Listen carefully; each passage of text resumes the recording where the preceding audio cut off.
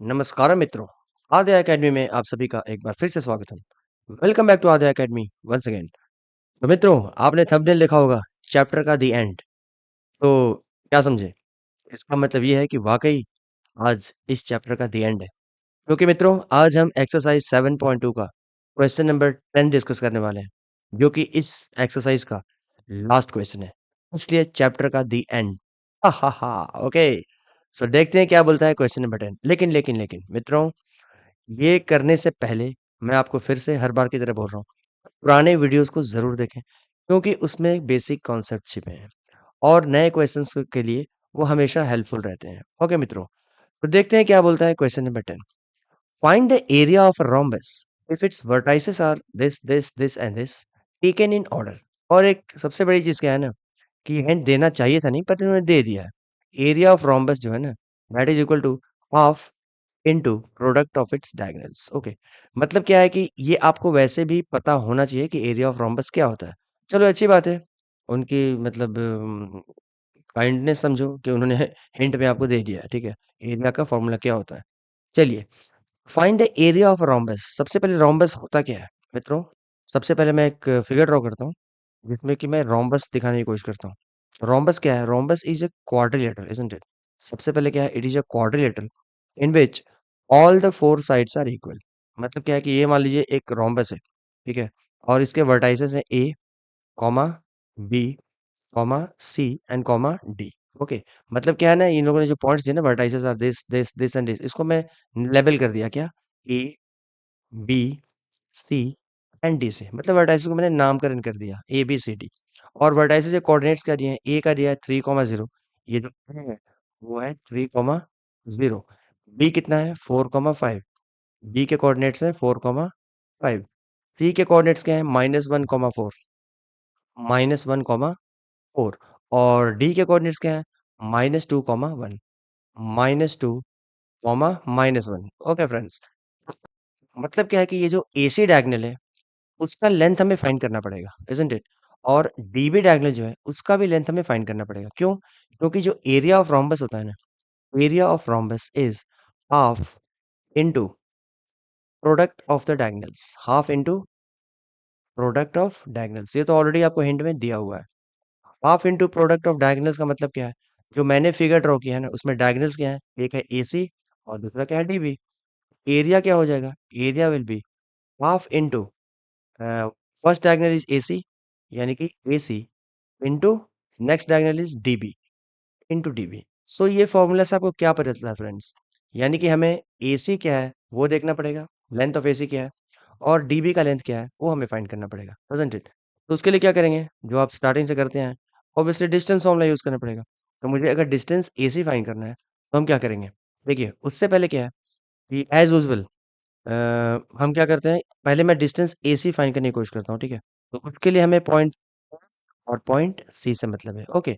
यानी कि ये, इसको मैं ले लेता हूँ x1 और इसको मैं ले लेता हूँ y1। ओके फ्रेंड्स, और जो c के कोऑर्डिनेट्स है ना, उसको मैं ले लेता हूँ x2, और c का जो y कोऑर्डिनेट है, उसको मैं ले लेता हूँ y2। ओके फ्रेंड्स, तो हमारा डिस्टेंस फॉर्मूला क्या होता है? पहले मैं क्या फाइंड कर रहा हूँ? ac का लेंथ क्या है, यानी कि डिस्टेंस ac क्या है। तो फॉर्मूला याद होगा आपको अभी तक, क्या होता है?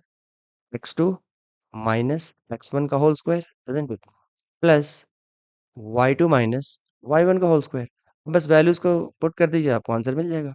तो AC क्या मिला फ्रेंड्स? AC मिलेगा हमें अंडर रूट x2 क्या लिया हमने? देखिए, x2 लिया हमने -1, तो यहाँ पे आप लिख दो -1।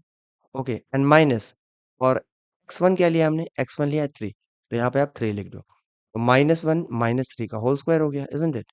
प्लस y2 क्या लिया हमने? y2 लिया है 4, तो यहाँ पे आप लिख दो 4, और माइनस y1 क्या लिया हमने? y1 लिया है 0, तो यहाँ पे आप लिख दो 0, और इसका होल स्क्वायर। ओके फ्रेंड, इसको फर्दर सिंप्लीफाई करेंगे तो हमें AC क्या मिलेगा? हमें AC जो मिलेगा वो मिलेगा क्या? अंडर रूट -3 और -1 क्या होता है? दोनों को जब ऐड करोगे तो आपको पता होना चाहिए कि दोनों ऐड हो जाएंगे विथ नेगेटिव साइन, यानी कि ये हो जाएगा -4 का स्क्वायर, एंड प्लस 4 माइनस 0 सबको पता है 4 होता है, उसका स्क्वायर क्या होगा? ऑब्वियसली 4 स्क्वायर हो जाएगा, इजंट इट?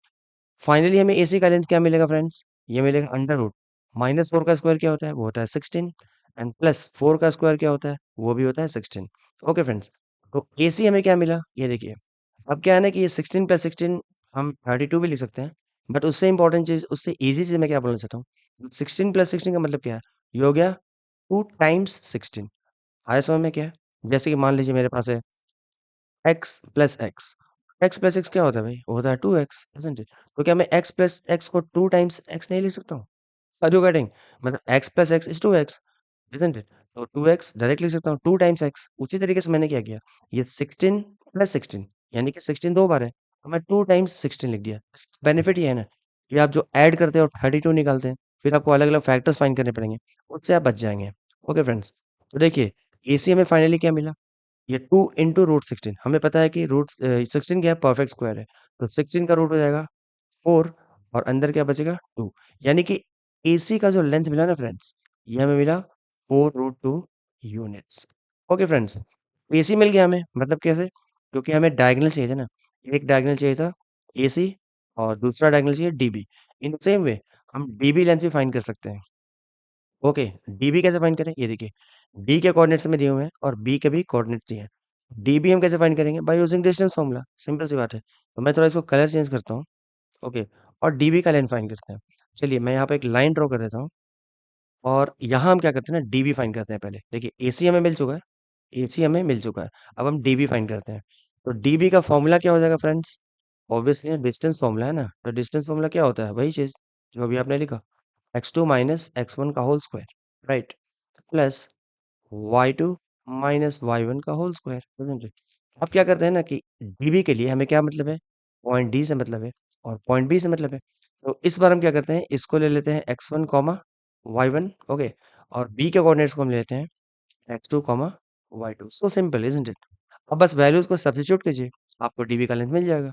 तो देखिए db जो मिलेगा हमें, क्या मिलेगा, अंडर रूट x2 क्या लिया है फ्रेंड्स, x2 हमने लिया है 4 और x1 क्या लिया है -2। x2 का पहले लिख दो 4 और माइनस तो आएगा ही, लेकिन देखिए इस बार x1 जो है ना -2 है, इसलिए ब्रैकेट में -2 लिखिए। ओके फ्रेंड्स, और इसका स्क्वायर कीजिए। ऐसा गलती नहीं कि माइनस करके आप डायरेक्ट 2 लिख दो, ठीक है? तो आपका आंसर गलत आ जाएगा। x2 के बाद माइनस तो है ही, लेकिन इत्तेफाक से x1 जो है ना, वो भी नेगेटिव है, इसलिए don't forget to put the bracket. Okay friends, plus y2 क्या है? देखिए y2 है 5, उसी तरीके से आप यहाँ पे y2 को 5 लिख दो एंड माइनस तो रहेगा ही, लेकिन again you can see that y1 is -1, so don't forget to put the bracket -1 और ये पूरे का square. Are you all getting friends? इससे हमें डीबी का लेंथ कैसे मिलेगा? देखिए इसको थोड़ा फर्दर सिंप्लीफाई करेंगे आप, तो हमें डीबी मिल जाएगा। इसको मैं थोड़ा लाइन को नीचे एक्सटेंड करता हूँ, ठीक है? ये देखिए DB will be how much?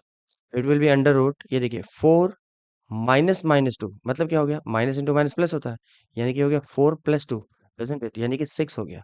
ये हो गया 6 का स्क्वायर। ओके फ्रेंड्स, ये देखिए 4 माइनस -2 मतलब माइनस इंटू माइनस प्लस, यानी कि 4 प्लस 2 हो गया एंड 4 प्लस 2 इज 6 का square. In the same way ये 5 माइनस -1 यानी कि 5 plus 1, and what is 5 plus 1? Again बीच में प्लस डालिए एंड 5 प्लस 1 इज अगेन 6 का स्क्वायर। ओके फ्रेंड्स, तो देखिए कितना इजी तरीके से हमने डीबी के लेंथ को भी फाइंड कर लिया। 6 स्क्वायर क्या होता है फ्रेंड्स? ये होता है 36 एंड अगेन 6 स्क्वायर क्या होता है? 36। तो जैसा कि मैंने आपको यहाँ पे बताया था कि 16 प्लस 16 उसको हम 32 लेने के बाद फिर वापस फैक्टर्स फाइंड करो, वो ना करके हम डायरेक्ट क्या लिखेंगे, दैट डीबी जो है ना, वो क्या है, 2 टाइम्स 36, इजंट इट? 36 प्लस 36 यानी कि 2 टाइम्स 36, इजंट इट? अब देखिए डीबी हमें इजी तरीके से कैसे मिल गया। 36 इज अ परफेक्ट स्क्वायर, तो इसका रूट क्या होगा, 6 हो जाएगा। अल्टीमेटली हमें क्या मिला, 6 root 2 units. Are you getting friends? तो देखिए हमें ईबी का लेंथ भी मिल गया, यानी कि फर्स्ट डायगोनल एसी उसका लेंथ मिल गया एंड सेकंड डायगोनल डीबी उसका लेंथ भी हमें मिल गया। तो फ्रेंड्स अब बचा क्या करने को, अब हमें बस एरिया का फॉर्मूला लगाना है। तो एरिया हमने क्या देखा, half into product of the diagonals and diagonals R AC into dB, isn't it? तो हम ये फॉर्मूला अब अप्लाई कर सकते हैं, बिकॉज हमें एसी भी मिल गया और डीबी भी मिल गया। फ्रेंड्स देखिए कितना इजी तरीके से हमने इस क्वेश्चन को सॉल्व किया। तो फाइनली हम एरिया क्या लिखेंगे, therefore area of rhombus, area of rhombus will be how much? आप फॉर्मूला चाहो तो एक बार और लिख दो, half into product of diagonals, मतलब डायगोनल्स हमने AC लिया है, तो AC into DB। Okay friends, अब देखिए अब बस वैल्यूज को पुट कीजिए, आंसर मिल गया। हाफ इंटू AC क्या है फ्रेंड्स, AC है 4 रूट 2, यानी कि 4 रूट 2 लिख दीजिए। इंटू डीवी क्या है, डीवी इज 6 रूट 2, तो यहाँ पे आप लिख दीजिए 6 रूट 2। ओके फ्रेंड्स, अब देखिए अब क्या होगा कि ये 4 रूट 2 एंड 6 रूट 2, राइट? यानी कि बेसिकली क्या हो गया, 4 इंटू 6, ये तो डायरेक्ट मल्टीप्लाई हो जाएगा, 4 into 6 which will give us how much, पहले आप यहाँ हाफ लिख दो, इंटू 4 इंटू 6 हो जाएगा 24, इजंट इट? एंड रूट 2 अभी बचा हुआ है, तो रूट 2 को रूट से आप मल्टीप्लाई करेंगे तो क्या मिल जाएगा, 2 मिल जाएगा। ये तो अभी तक आपको पता चल गया होगा, मैंने कई बार आपको बताया है। अब देखिए 2 से 2 कैंसिल हो गया, तो फाइनली मित्रों हमें एरिया ऑफ रोम्बस क्या मिला, हमें एरिया ऑफ रोम्बस मिला 24 इंटू 1, यानी कि 24। लेकिन यूनिट क्या थे, अब हमें यहाँ कुछ लेंथ सेंटीमीटर या मीटर तो दिया नहीं था, तो हम क्या लिखेंगे, 24 स्क्वायर यूनिट्स। क्योंकि एरिया क्या होता है ना, एरिया जैसे कि फॉर एग्जांपल अगर सब में सेंटीमीटर दिया होता ना, तो मैं यहाँ लिखता 24 सेंटीमीटर स्क्वायर लिखता, क्योंकि स्क्वायर यूनिट होता है ना, लेकिन हमें कुछ पता नहीं है, इसलिए हम डायरेक्टली लिख सकते हैं 24 स्क्वायर यूनिट्स, अब यूनिट्स चाहे जो भी हो।